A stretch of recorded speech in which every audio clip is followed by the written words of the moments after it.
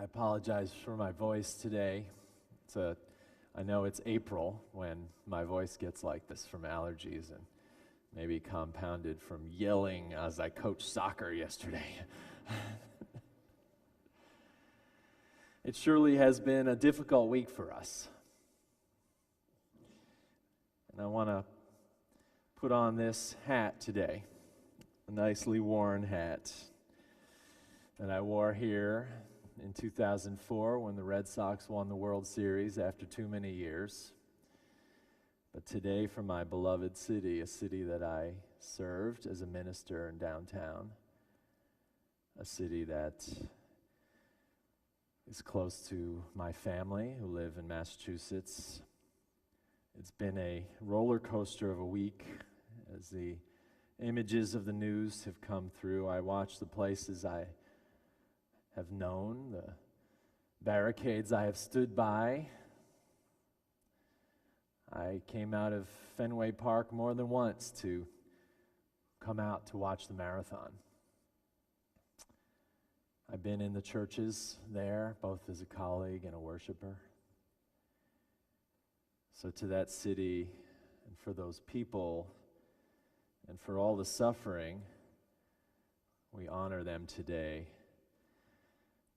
I spent the week following this news, and even though some resolution came, I still feel the sadness of it. And on top of that, the explosion in West Texas, a place most of us know as a way station between here and Austin, where we stop for tasty kolaches, right? Homes torn apart, lives lost, devastation and despair. The sadness for me in both of these events remains. And the sadness resides in our hope for easy solutions, for wanting these situations to be easily solved, and seeing this unruly species that we are go about our business. We are an unruly and noisy and messy species. We are also an incredible and inventive and amazing species. So to make sense of this week, I reflected again how destructive we can be and how creative we can be. How our desires for blessings and conclusions and hope can outweigh our mistakes and the devastating force with which we walk through the land. So much has been said already about especially the bombing in Boston, the resilience of the city, the lockdown, the drama. My favorite was when Neil Diamond flew himself to Boston and called from the gate at Fenway Park, asked to lead Sweet Caroline, the theme song of Boston. So much is unknown still about these events, and I hope that as we learn about what happened, our fervor is not ignited by the bombs of two wayward souls. I hope we do not conclude again that Islam is to blame, that we do not go on the war path to use a wrong to make a right. I hope, in fact, that we can have as much compassion for these young boys and especially their families as we can for those injured as they reside in the rooms of hospitals nearby. If we are to make use of our time on this planet, I think we, this unruly and noisy species, we cannot be distracted for a thirst for revenge.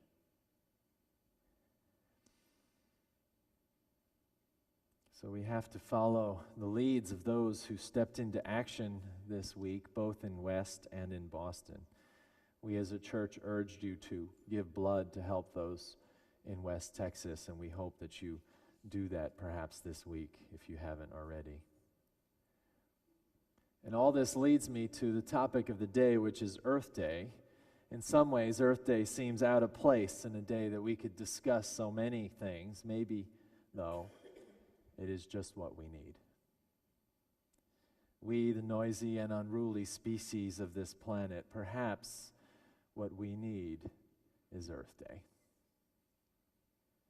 Now, I realize that one redeeming factor in events such as this, these tragic events in our world, is that it makes us feel that we are part of this big holy experiment.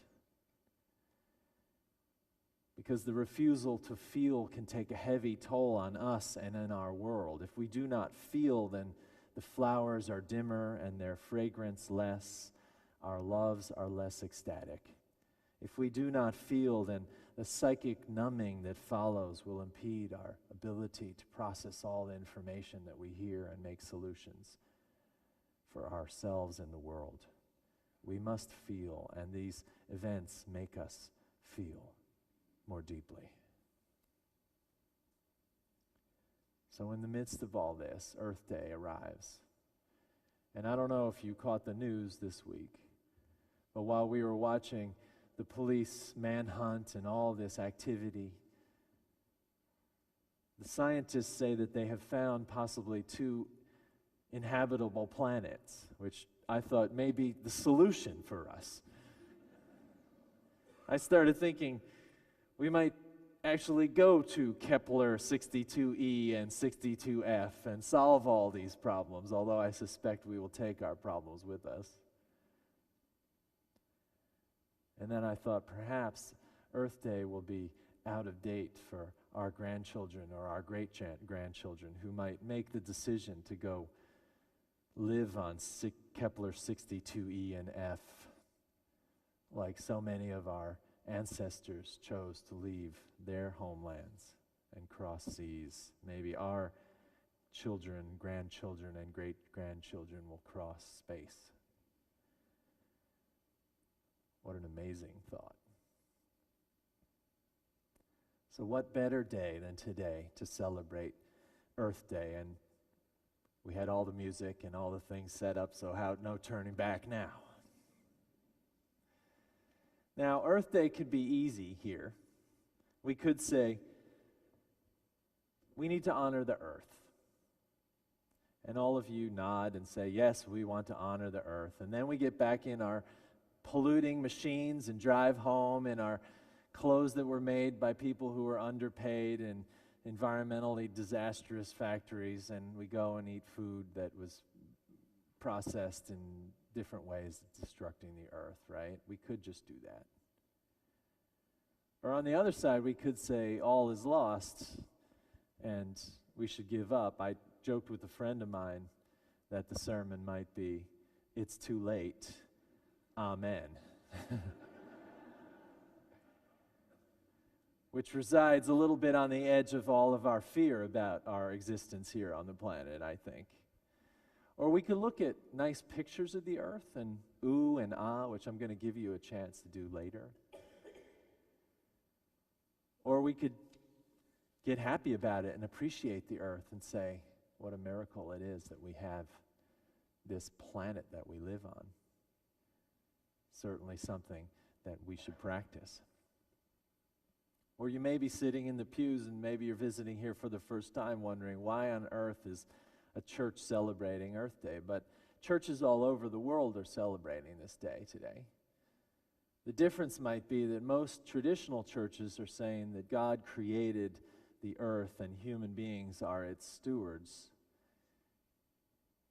We might turn that around and say that God is all creation and all creatures, including us, and all is holy. God is all creation, and we, like all beings on the earth, are holy. That would be the theology that you'd find here, perhaps. And we do this because we have traditions to celebrate the empowerment of the environmental movement. here in this church, many local environmentalists spend time sitting in those pews, making a difference for the state of Texas and certainly the city of Dallas. And so it is our task, I think, to celebrate, also to find the spiritual power to make a difference on the earth. So I asked some of our members in the church who are involved in environmental issues, what was the main problem that they saw? And Jeannie Fritz said it's water, the access, the preservation, the future of water. She said, even if the drought here is broken, and I don't think it will be soon, she said, water will be scarce all over the world. We in this country will probably fare all right, but those in poorer countries will suffer. What little faith I have is that we must take care of those who are the least among us, she said. Others identified deforestation.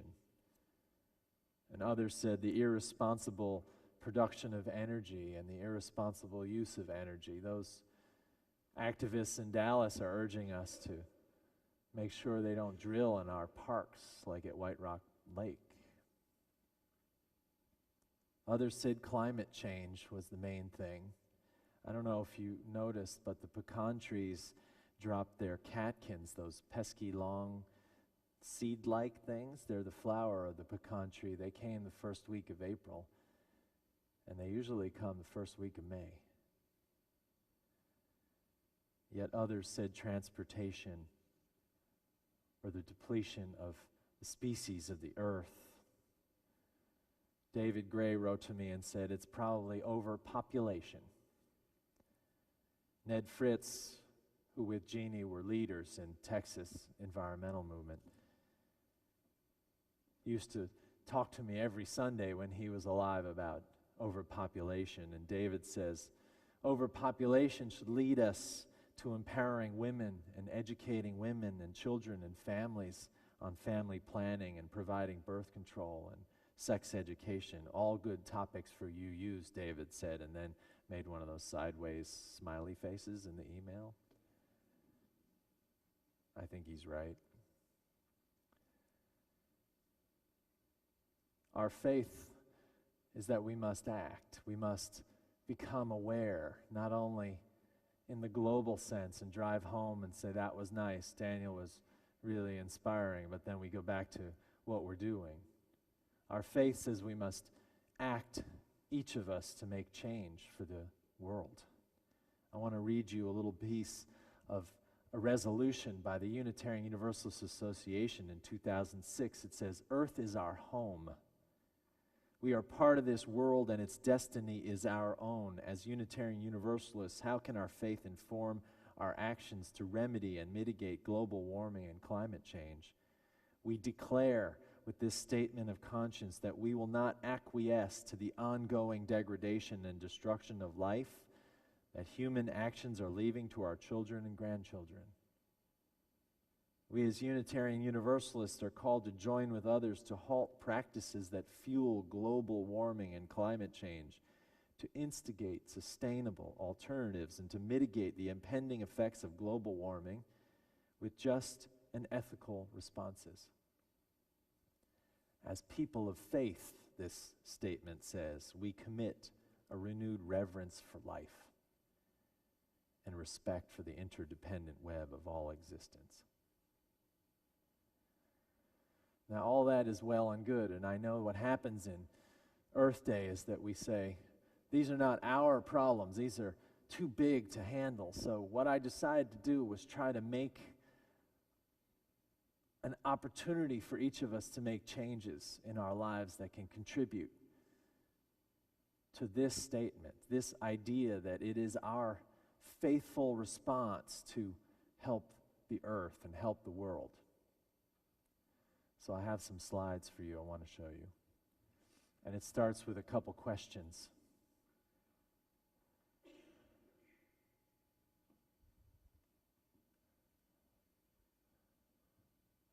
And here are some pictures of our earth. This is your ooh and ah moment. Come on, let me hear it. Let me hear it. Yeah. But in all seriousness, these are the inhabitants and the places of our world. Some familiar and some not. Most beautiful places, even this guy. See, if he can take a leap of faith into the icy waters, we can. The point of showing you those photos is just to say, we live on this planet. And the reason why we might take some action is for the good of this thing that is so much bigger than us, that exists in the life of this little guy here and exists in the landscape of the Great West or the mountains in the Alps or the Himalayas. So what should we do? I boiled it down to 3 things that I'm trying to do in my life, and if you want to follow my lead, you can. These are 3 things: consume less, buy local, and revere the earth. So in consuming less, what I mean is consuming less water. And I want to show you a couple ideas here. If you take baths, you may be using up to 70 gallons of water. If you take a shower that is 8 minutes or longer, you could be taking 30 gallons of fresh water and putting it down the drain. Not running the water while you brush your teeth, I don't know how many do that. I hope you don't, but 5 gallons of fresh water goes down the drain every time you do that. Consume less. Next slide. Your washing machine might take 30 gallons of water per load. Your dishwasher maybe 10. So how do we reduce these things? How do we just ease up on the water source? I know just being aware of these things, maybe putting things in your home that make some changes. We can save a lot of water. We live in a drought state, and if you think about the children who are singing up here, in their future, water is going to be serious. The next thing, buy local. Now this has come to my awareness from members of this church who are working on local food, keeping food local, slow food movements. Locally grown food tastes better. It's better for you. It preserves genetic diversity. It supports local farms and cleaner farming practices. And what's next? Restoring food to its true worth. When you buy local food, you know what it's worth. When we buy a tomato at the grocery store and they say it's 54 cents, is that its true worth? This thing that grew from seed to fruit? Buying locally could help us with this. Making local jobs. Ensuring that the distribution of food doesn't come from countries far away, that it comes from a local place also ensures a carbon footprint reduction. So these are things that I'm trying to do: consuming less water, buying more locally. And lastly, revering the earth. And this is where we move into the spiritual realm. We revere the earth because the earth and its inhabitants are our spiritual neighbors. Now we drive down Mockingbird Lane as fast as we can to get somewhere, and we often forget that we're actually on a planet because we, the human species, have paved over many of the places, deforested, killed off many of the species, but we have to change our minds. We have to see that we are creatures on earth, that to revere it is to understand our holy place here, that we are the consciousness of the earth, that the penguins and the kangaroos and the elephants and the trees are not the consciousness. They can't necessarily make conscious changes that can help. So in order to get in touch with that, we need to spend more time in non-human places, taking away the technology, and I recommend walks in nature, being out in places that are natural, because it grounds us. It reminds us that we are on a planet. We are not just in these human environments. And next, we consider that the reverence in your life is the least we owe the vanishing species. Campbell Reed, who's sitting right here, shows films often here about the species of the earth, and he wrote to me, can I say? He wrote to me and said, I don't much feel like celebrating Earth Day because of the destruction of the elephant population by poachers in Africa. If we're the consciousness of the earth, is our consciousness to destroy and kill till species are gone, or is it to do something? Not only to be aware, but then to act, to show up where we're needed, to write, to be present to the solutions. Now, reverence has taught to me in a very clear way once when I lived in India. Some of you know I lived in India for a year and a half as a college student and then after college. And I lived in the south of India in a town called Madurai in Tamil Nadu, and I spoke Tamil, and I had many friends, and one day I was invited by a friend to her home, and her home was in the slum outside of Madurai, and the slum is what you imagine the Indian slum to be. It's raw sewage running in trenches down the mud paths. It's homes made of whatever materials they can find, usually 10 feet by 10 feet, corrugated steel and plastic roofs. These are people who live with the least. And my friend had 5 children that lived in that 10-foot space. And they had perhaps a pump for water, or they had to go to the richer neighborhood for water. So when I arrived on my bicycle to the edge of the slum, I was met there and then paraded through like a celebrity and welcomed into this home. We sat on the dirt floor, and tea was brought in, which is the customary way that a guest is greeted in India. And we sat and we had tea together. And as I sat there, I looked around this 10-foot square house, very bare house. But along the tops of the walls were the pictures of her ancestors, the dead, the grandmothers, the uncles, the wedding photos, really the only possessions, like many homes in South India. And in Hindu homes, they hang these around to remind them of where they came from, and they place the marking that each person, each Hindu places on their head each morning onto the picture. And so each picture has the marking of this blessing of the prayer. And in many homes, as was in this home, there were 2 pictures. There was a picture of the gods, of Ganesh and of Krishna. And between those 2 pictures was a picture an American had brought them, and it was a picture of the earth from space. And that picture was marked with the blessing, just like the gods. And I learned something about reverence for the earth in that moment. These people who had nothing, these people who lived without anything, had a sense that the earth was their home. Our gift back to this earth, which we do not own and is not for sale, as the poet said, is reverence. The kind of reverence that where we might hang the earth picture in our homes and smear it with the blessing that we would give the gods.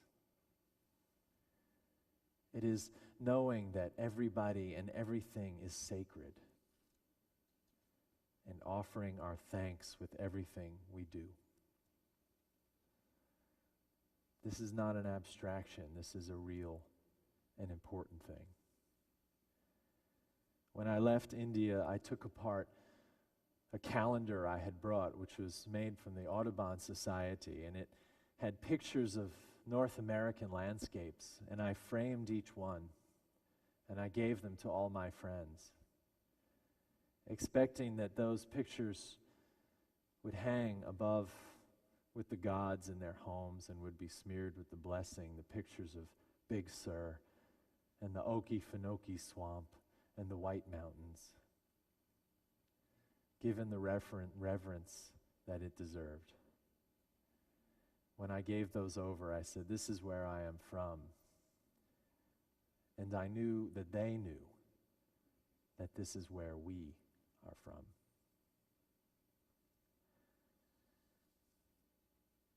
So, friends,